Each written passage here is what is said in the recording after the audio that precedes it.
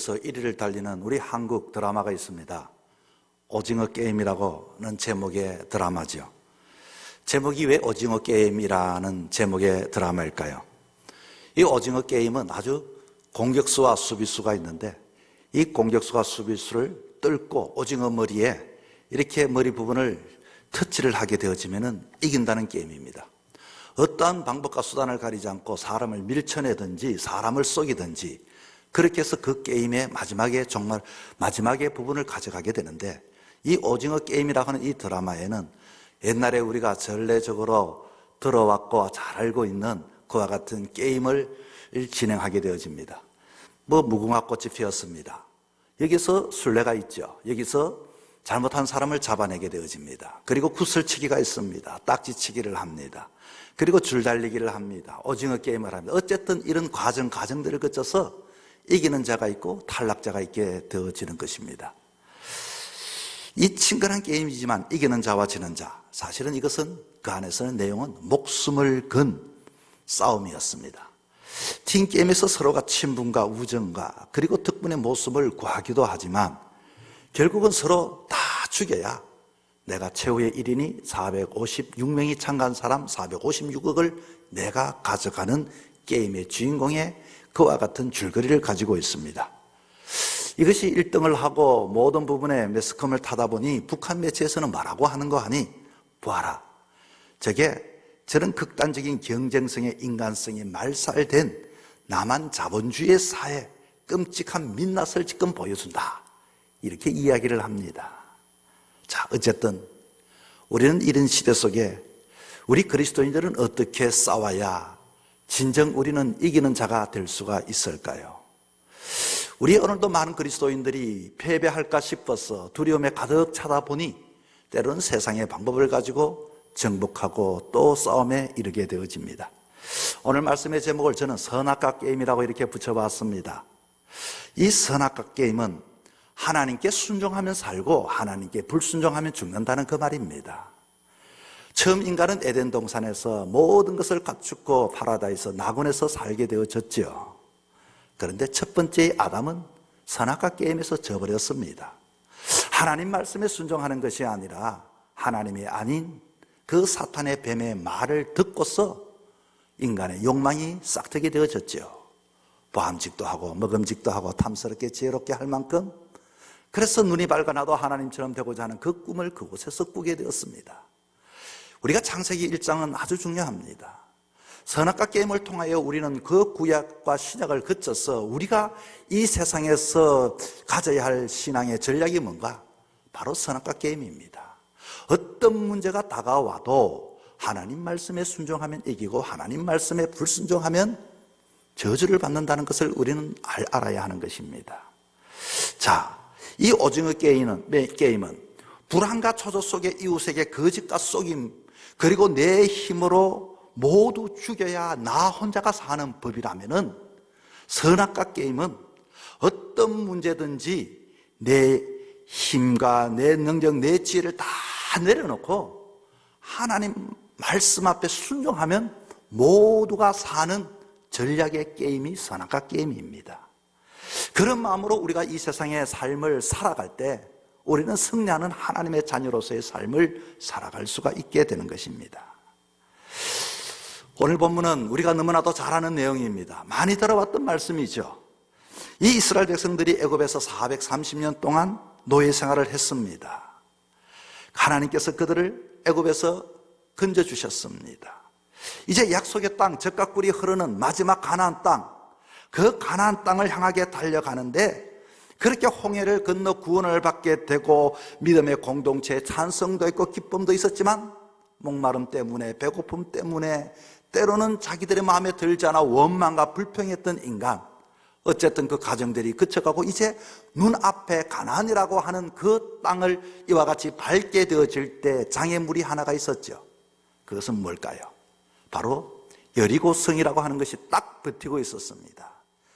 일명 여리고성 무너뜨리기 게임. 우리는 이 게임을 어떻게 이 게임에 임해야 할까 하는 것입니다. 여러분, 우리가 이 게임을 어떻게 하면 여리고성을 무너뜨릴 수가 있을까요?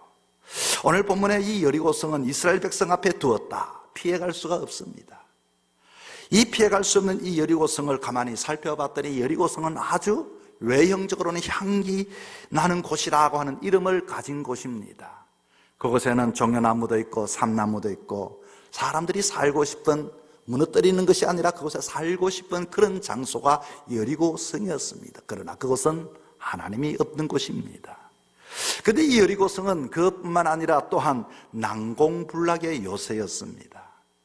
주변에는 가파른 절벽이 있고 경사지가 있고 성 밖으로 3m, 4m 그 장애물들을 높이 쌓았으니 과연 누가 그것을 무너뜨리고 적각꿀이 흐르는 땅으로 더 가까이 나아갈 수 있을까요? 오늘도 하나님의 자녀들에게는 이와 같은 여리고성 무너뜨리기 게임에 이렇게 쓰게 되어졌는데, 여러분, 어떻게 하면 이것을 정복할 수 있을까요? 어떻게 하면 이겨낼 수 있을까요? 오늘 본문 1절은 이렇게 말합니다. 이스라엘 자손들로 인하여 여리고는 굳게 닫혔고 출입하는 자가 없더라. 그렇게 난공불락과 같은 그 장소, 그 요새가, 그것뿐만 아니라 그곳에 이미 안에 살고 있던 사람들이, 이스라엘 백성들이 몰려오고 하나님의 사람이 온다는 소리를 듣자마자 아예 문을 닫아버렸다는 것입니다. 그렇게 수비를 확실하게 하는데 어떻게 무너뜨릴 수 있습니까? 이 말은 이미 소문을 듣고 성문을 굳게 닫아버렸는데 마치 오늘날 이 세상을 우리가 보는 것과도 똑같습니다. 여러분, 세상 사람들에게 물어보십시오. 교회를 간다? 예수를 믿는다? 여러분, 세상 사람들은 이미 그리스도에 대하여 어떤 부정적인 그와 같은 소문을 듣고 다 마음의 문을 닫아버렸습니다. 어떻게 하면 무너뜨릴 수 있을까요? 어떻게 하면 그 여리고성 전체를 무너뜨릴 수 있을까요? 우리가 이 성을 정복해야만 가나안에 갈 수가 있는데, 정작 오늘 이 시대의 모습을 바라보면서 이렇게 닫혀진 이 문을 어떻게 하면 열어낼 수 있고 어떻게 하면 정복할 수 있는가? 지난주 포항시 기독교의 교회들이 연합하여 헌혈이 요즘 들어서 부족하다 하여서 사회도움대교회 헌혈운동에 참여했습니다. 그런데 그때 인근의 장애인 성도가 헌혈하기 위해서 동행콜이라고 하는 그 성앞 택시를 타고 왔습니다. 제가 물어봤습니다. 아니, 이 동행콜은 이 얼마 합니까? 1,000원만 하면은 포항시에 다 다닐 수가 있다고 합니다. 참 좋은 제도입니다. 그런데 예외가 있답니다. 교회 갑시다 하면 적용이 안 된답니다. 세상 사람들은 교회에 대해서 그와 같이 다 마음의 문이 닫혀버렸습니다. 정책도 그렇습니다. 정부의 모든 것들이 어떻게 하면 무너뜨릴 수 있을까요? 그래서 이 사람들도 이렇게 말한답니다. 교회 옆에 있는 슈퍼마켓 거기 갑시다. 그러면 1,000원만 내면은 포항시 어디든지 다닌다고 합니다. 여러분, 정책은 그 사람을 위해서 만든 것인데 어떻게 그 특정한 장소를 지명하여 되고 안 되고, 이게 바로 세상의 사람들이 그리스도인에 대하여 문을 닫았다고 하는 것입니다. 오늘 본문의 이 여리고성, 이 여리고성은 나중에 무너지게 됩니다. 하나님의 군대에 의해서 다 무너지게 되는데 그 기초가 깡그리처럼 무너졌습니다. 어떻게 이 여리고성 무너뜨리기 작전에 이겨낼 수 있을까요? 오징어 게임으로는 절대로 될 수가 없습니다. 어떻게 그 성을 피 한 방울을 흘리지 않고 점령할 수 있을까요? 적각불이 흐르는 가나안을 가기 위하여 그 여리고성 무너뜨리기 게임, 다음에는 아이성 무너뜨리기 게임, 한 게임 한 성성을 정복하여 이렇게 가는 우리 그리스도인들에게 오늘도 우리는 선악과 게임을 잊어버리지 말아야 합니다. 어떻게 하면 이길 수 있다고요? 순종하면 이길 수 있고 불순종하면 저주를 받는다는 것입니다. 자, 오늘 본문 2절에 이렇게 말합니다. 여호와께서 여호수아에게 이르되 보라, 내가 여리고와 그 왕과 용사들을 너 손에 넘겨주었으니, 하나님께서 이스라엘 이미 다 넘겨주고 이제 너희들의 차례가 되었다, 그 말입니다. 이미 이 게임은 이겨놓고 하는 게임인데 과연 하나님께서 하신 그 작전과 그 모든 결과를 우리에게 주시면서 너희들은 이렇게 하라, 순종할 것인가 불순종할 것인가? 어떻게 해서 이 여리고성을 무너뜨릴 수 있을까요? 첫째, 무너뜨릴 수 있는 첫째 방법, 법궤와 함께 성주위를 돌라는 것입니다. 3절 말씀입니다. 너희 모든 군사는 그 성을 둘러 성주위를 매일 한 번씩 돌되 여세 동안은 그리하라. 누구에게나 각자의 여리고성이 다 있습니다. 이 성을 바라볼 때 때로는 눈물이 나기도 하고, 때로는 가슴이 답답하기도 하고, 억장이 무너지기도 하고, 절망과 낙담과 슬픔이 밀려듭니다. 내가 어떻게 이것을 넘어갈 수 있을까? 누구든지 이 성을 정복하지 않고는 행복한 삶을 살 수가 없다면, 여러분, 우리는 우리에게 주어진 이 여리고성을 어떻게 해결하고 정복하고 무너뜨리고 있습니까? 대부분의 많은 사람은 내 힘을 기릅니다. 내 능력, 내 지혜. 우리는 그렇게 부딪혀 보다가 절망하고 낙담하게 되어지지요. 어떤 이는 자식 문제로 인하여, 경제 문제로 인하여, 관계의 문제로 자신의 한계 앞에 다 낙담을 합니다. 그러나 여러분, 다시 한 번 더 우리는 우리의 모습을 보십시오. 나는 누군가? 우리는 믿음의 사람 아닙니까? 믿음의 사람은 누구를 믿습니까? 하나님을 믿습니다. 그 하나님은 뭐라고 말씀합니까? 그냥 돌라고 하십니다. 여러분, 이 돌대, 근데 가만히 봤더니 어떻게 도는가? 신앙이라고 하는 것은 이해가 되어서 순종하는 것이 아니라 하나님 명령이기 때문에 순종하는 것입니다. 하나님은 우리의 삶 속에 언제나 이 선악과 게임을 앞에 두고서 말씀합니다. 자, 네 상을 보느냐, 두려우냐, 힘드냐? 그러면 순종할 것인가, 불순종할 것인가? 오늘 본문 9절에 봤더니 이렇게 나와 있죠.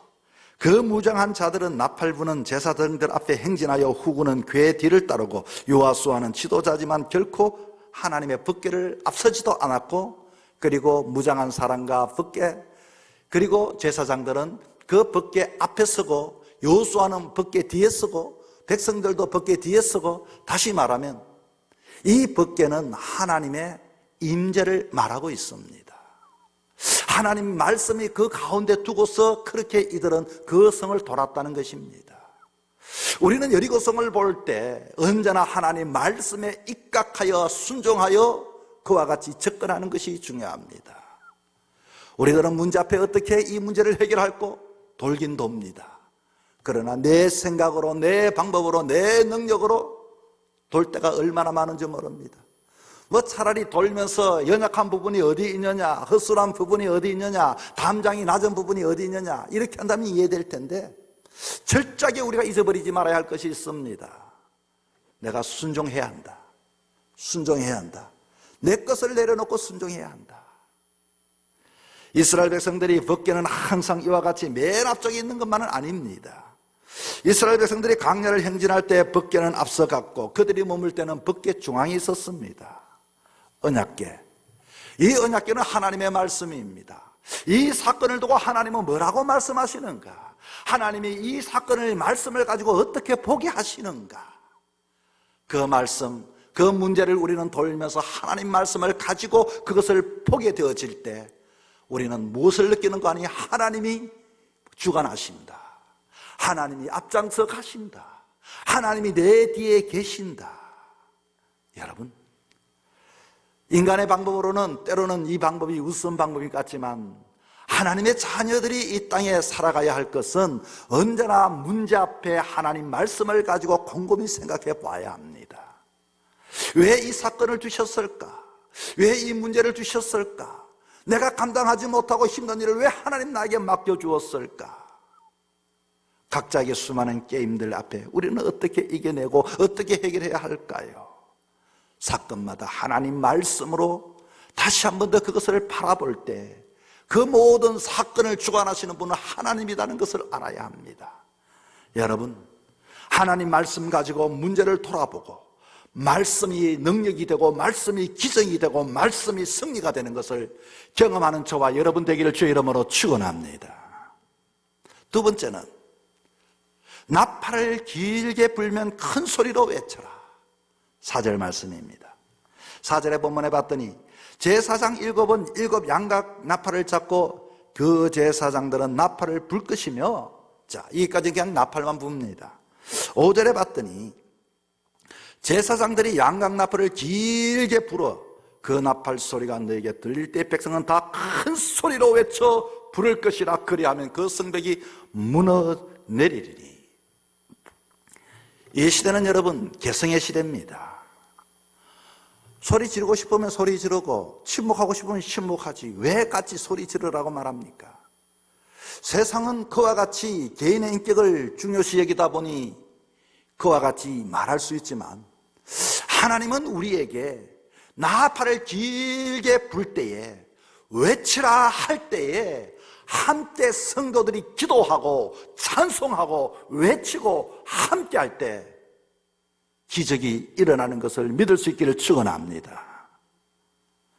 나팔도 마찬가지입니다.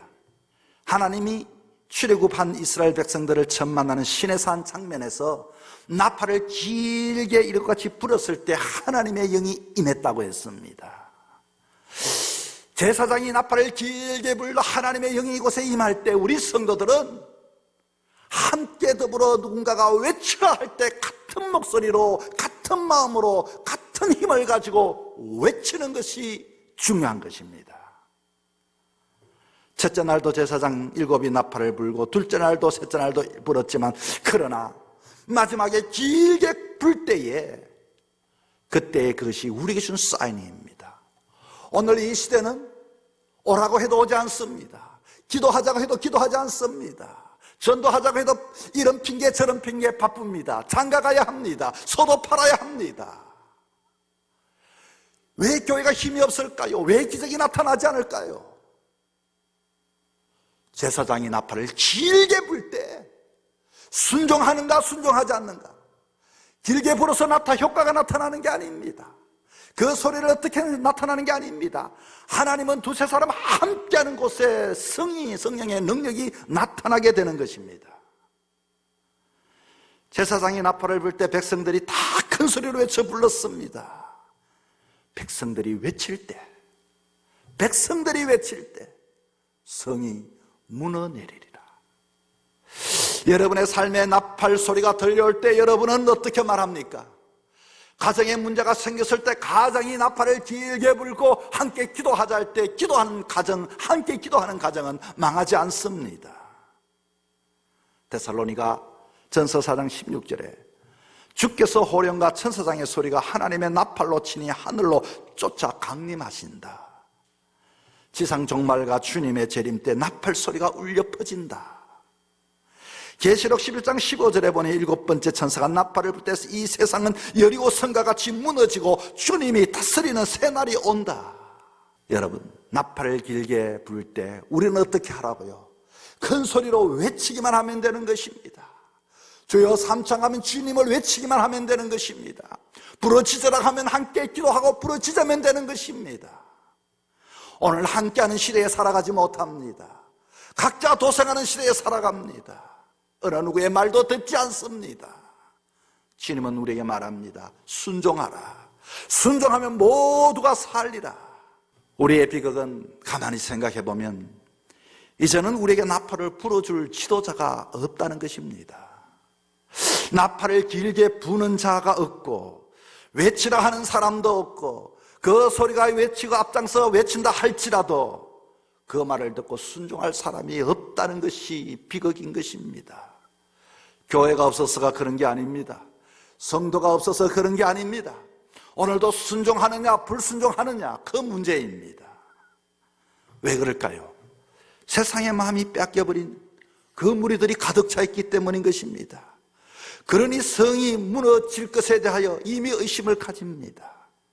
아모스 8장 11절부터 13절에 주 여호와께서 이르시되 보라, 날이 이를지라 내가 기근을 땅에 보내리니 양식이 없어 주림이 아니요 물이 없어 가람이 아니요 여호와의 말씀을 듣지 못할 기갈이라.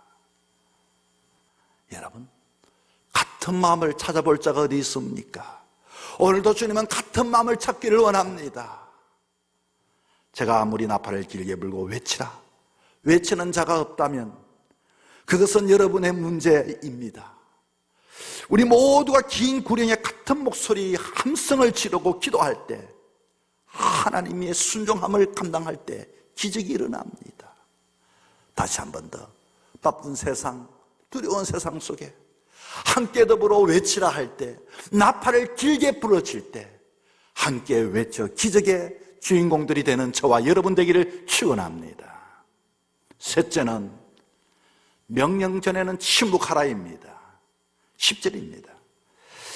10절에 보니 너희는 외치라 말며 외치지 말며 너희 음성을 들리지 말며 너희 입에 아무 말도 내지 말라. 음성을 들리지 말며, 원래 원문에는 왁작지껄 떠들지 말라. 왜 사람들이 그 여리고성을 돌면서 소리가 날까요? 아마 이런 소리가 들릴 것입니다. 이렇게 해서 되겠어? 한 바퀴 돌아서 되겠어? 두 바퀴 돌면 더 좋지 않을까? 뭐 각자의 소리가 있겠지요. 불평이 있겠지요. 원망이 있겠지요. 지금 도는 것보다도 하루 한번 좀 시원할 때 좀 돌면 어떨까? 뭐 나름대로의 많은 의견이 있을 줄 압니다. 그러나 침묵하라고 합니다. 교회는 외부의 적의 문제가 아니라 오늘 우리 안에 내 속에 있는 이 시끄러움, 떠듬이 문제인 것입니다. 신앙의 길은 무조건 주의 말씀에 귀를 기울여야 합니다. 교회는 하나님의 말씀을 듣는 곳입니다. 성도들이 외칠 곳이 있습니다. 성도들이 시끄럽게 떠들 때가 있습니다. 언제입니까? 교회 안이 아니라 세상에 나아가서 전도하는 것입니다. 신앙의 길은 무조건 주의 말씀에 귀를 기울이고 순종합니다. 그럴 때 새로운 세계에 도전하는 것이고 많은 말을 할 수 있지만, 그러나 침묵 훈련, 내가 침묵할 때 하나님은 말씀하시고 하나님은 역사하시게 되는 것입니다. 당시 시끄럽게 떠들어대면 어느 누구도 하나님의 명령을 수용할 수 없게 됩니다. 우리 교회가 배워야 합니다. 교회에서 주의 일만 하려면 시끄러운 소리가 있어서 사람들이 때로는 낙담하는 사람들이 있으면 절대로 안 됩니다. 무슨 일만 하면 일하기도 전에 이런 일 저런 이야기를 하면 안 됩니다. 불평을 해서도 안 됩니다. 특별히 주의 일을 하는 사람은 침묵할 줄 알아야 합니다. 그래야 선악과 게임에 이길 수가 있습니다. 선악과 게임의 특징은 순종입니다. 누구든지 내 이치가 다르다 할지라도, 내 뜻과 다르다, 생각과 다르다 할지라도 순종하면 이깁니다. 순종하면 에덴에서 영원히 젖과 꿀이 흐르는 가나안에 갈 수가 있습니다. 여러분, 이스라엘이 요단강을 건넌 이후 이제 젖과 꿀이 흐르는 약속의 땅 가나안에 어떻게 갈 수 있습니까? 힘으로, 경력으로, 내 재주로? 아닙니다. 돈으로도 못 갑니다. 힘으로도 못 갑니다. 내 능으로도 못 갑니다. 우리는 이미 못 갑니다. 그러나 가는 방법은 이미 예수 그리스도의 보혈의 피의 능력으로 갑니다. 그렇다면 어떻게 살아가야 할까요? 말씀에 순종하느냐, 불순종하느냐. 예수를 믿어도 시험은 옵니다. 예수를 믿어도 어려움이 옵니다. 예수를 믿어도 환난이 옵니다. 예수를 믿어도 그 여리고성과 같은 것이 우리를 짓누르게 되어집니다. 강야를 걷기도 하고 요단을 건너기도 하고 정복 게임에 우리가 앞장 또 이렇게 세워지게 될 것입니다. 이 게임에 어떻게 여러분 대처하시겠습니까? 저 사람을 내가 죽여야 내가 살 것 같습니까? 그것은 인간들이 사는 방법입니다. 하나님은 우리에게 에덴 동산에서 선악과 게임을 통하여 그 비법을 미리 창세기 1장에 가르쳐 주었습니다. 만약에 불순종하면 정령 죽으리라. 인간은 그렇게 불순종하여 그 모든 선악과를 먹고서 눈이 밝아졌습니까? 그 밝아짐이 부끄러움이 되지 않았습니까? 그리고 땀을 흘리고 밭을 메어야 그 은근키가 있는 가시떨기에서 그렇게 살아가는 것이 인생이 되어버렸습니다. 이제는 이 게임에 져서 안 됩니다. 아무리 여리고가 여러분 앞에 크게 다가온다 할지라도 다시 한 번 더 말씀을 가지고 곰곰이 생각해 보십시오. 그리고 함께 더불어 그 긴 나팔이 울려질 때, 외치라 할 때 함께 우리는 참여하는 자가 되고, 침묵하라 할 때 침묵할 때 하나님의 역사가 일어납니다.